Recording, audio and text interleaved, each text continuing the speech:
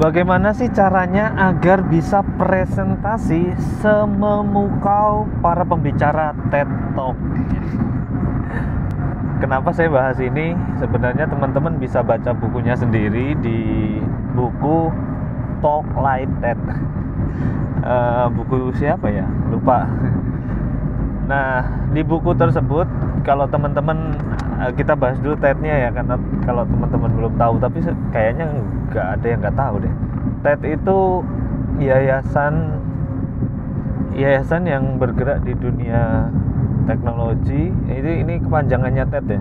Teknologi, entertainment, dan desain. Nah, ini yayasan yang sering banget suka bikin presentasi publik yang diviralkan di media sosial, di YouTube dan sebagainya, yang isinya itu menularkan ide-ide para pakar, ide-ide para pembicara hebat, pembicara sukses gitu, yang mana tuh presentasinya keren-keren. Bahkan dalam satu presentasinya itu bisa jadi teori gitu ya. Bisa jadi, maaf tadi rada kejeda karena masuk tolnya dikiranya salah, ternyata udah benar. Lanjut lagi ya. Nah, di video-video TED Talk ini para pembicara itu kan ngomong keren banget. Nah, akhirnya ditulislah bukunya itu, kenapa sih para pembicara TED itu memukau keren gitu. Ternyata banyak ada standar-standarnya. Saya juga baru tahu kalau TED itu presentasinya nggak boleh lebih dari 18 menit, karena itu katanya adalah rentang terlama rata-rata manusia bisa memperhatikan sebuah presentasi, katanya gitu. Kecuali mungkin presentasimu sangat-sangat memukau ya. Padahal di TED itu pas presentasinya udah sangat memukau bagi saya, tapi ternyata tetap dibatasin 18 menit. Itu yang pertama. Terus mungkin panjang ya karena bukunya juga lumayan. Aku bahas satu persatu kali ya, kita buat part 1 ini ya. Yang pertama, kalau yang saya dapat, yang saya ngena banget adalah tipsnya apa kalau kita mau sangat memukau dalam berpresentasi. Karena mau nggak mau teman-teman saat nanti pengen lebih sukses lagi, berbicara untuk orang lain, berbicara pada orang lain itu hal yang krusial ya. Mulai teman-teman dari seorang sales, saya juga akhirnya jadi pembicara jualan properti gitu ya. Alhamdulillah gitu, membuat saya berbeda dengan sales lainnya. Saat saya bisa berbicara di depan umum barengan ngomong sama banyak orang, itu beda banget. Nah, itu ya, teman-teman wajib bisa presentasi sebenarnya. Wajib kalau pengen naik kelas sih. Tapi kalau enggak ya enggak apa-apa. Nah, caranya apa? Tipsnya dari buku TED ini adalah gunakanlah cerita.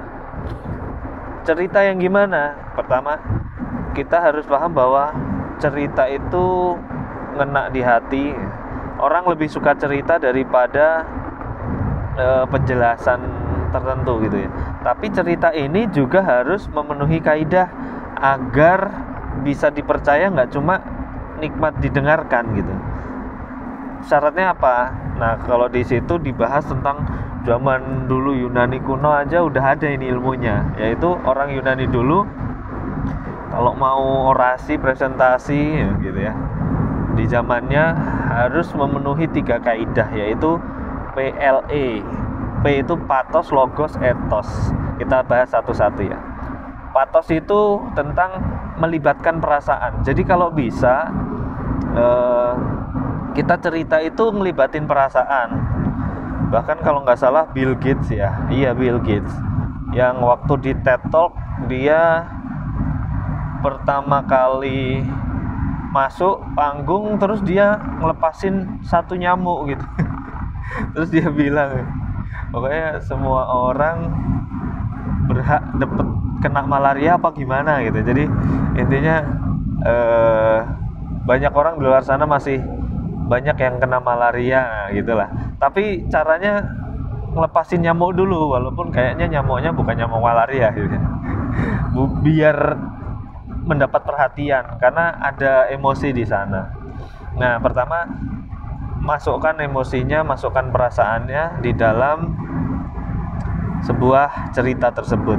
Kenapa harus cerita ya? Karena cerita itu mengalur ya, ada alurnya sehingga otak itu lebih mudah untuk mencernanya, lebih mudah untuk mengingat. Bahkan dulu saya pernah belajar mnemonik itu cara mengingat cepat.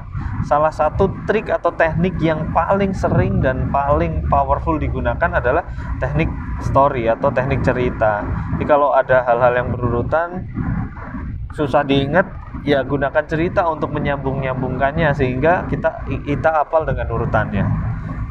Itu ya, pakai patos, pakai melibatkan perasaan. Itu memberikan peran atau dampak terhadap presentasi kita, lebih menginspirasi dan lebih ngefek, lebih ngena ke orang. Itu persentasenya 65% katanya. 65% berefek gitu ya. Setelah itu logos kita tahu ya, biologi bias logos kalau nggak salah gitu ya, ilmu kehidupan. Nah, logos itu kan ilmu, kita udah sering dengar kata logos itu artinya ilmu ya. Nah, maksudnya apa, cerita kita itu juga harus ada ilmunya, ada argunya, ada argumennya. Nggak boleh ngasal juga gitu ya. Jadi harus ada argumennya, ada dasarnya, ada landasan pemikirannya. Entah itu hasil penelitian, hasil perhitungan statistik tertentu, hasil survei dan sebagainya. Jadi ada efek untuk bisa dipercayanya gitu ya. Ada, ya itulah ya, ada logosnya, ada alasannya kenapa kita harus percaya cerita itu gitu. Jadi ada buktinya lah ya. Jadi nggak cuma cerita emosional doang, tapi logikanya harus dibangun juga. Pertama, orang memang tergerak karena emosional, tetapi logikanya akan memvalidasi apakah emosinya ini benar apa enggak. Nah, tapi memang pertama kali adalah emosinya dulu, karena orang tidak bergerak karena logikanya. Orang bisa paham bahwa rokok itu nggak sehat, tapi orang nggak emosional. Rokok membunuhmu, nggak emosional ya. Nggak emosional, makanya orang nggak berhenti gitu ya. Cuma tahu tapi nggak tergerak. Kenapa? Karena cuma logikanya saja yang ini. Nah, kalau nggak salah kata logika itu dari logos juga ya. Nah, itu memberikan dampak 25%. Nah, yang terakhir, yang kalau nggak ada ini juga nggak lengkap. Ini PLE ya, patos, logos. Nah, yang satu adalah etos. Etos itu apa? Etos itu kredibilitas atau authority orang yang menyampaikannya. Tidak bisa dipungkiri kenapa TED itu sangat memukau, karena mau nggak mau, walaupun kita mungkin belajar tentang TED Talk, tentang talk like TED ini, berbicara ala TED ini, kalau kita bukan siapa-siapa juga kayaknya nggak ngefek-ngefek amat sebenarnya.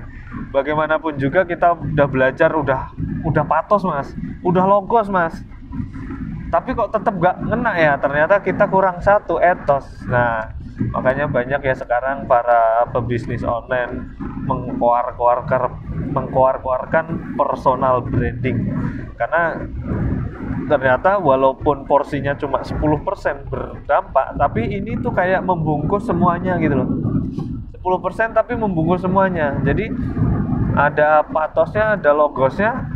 Kalau yang ngomong nggak dikenal misal, ataupun nggak kredibel gitu ya, tukang bangunan ngomongin kesehatan gitu ya, atau dokter gigi ngomongin politik gitu, jadi kayak nggak nyambung.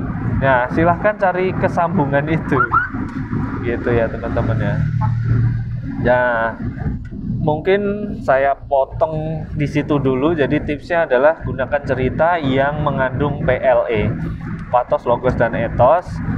agar presentasi kita memukau. Nanti kita akan melanjutkan tips selanjutnya gimana caranya biar presentasi kita benar-benar kayak para pembicara TED Talk gitu ya. Gitu aja, semoga teman-teman segera naik kelas dengan ilmu presentasi, karena ini masih dalam serial playlist saya PD plus produktif sama dengan sukses. Semoga menginspirasi, semoga makin pede untuk berpresentasi, dan salam sukses.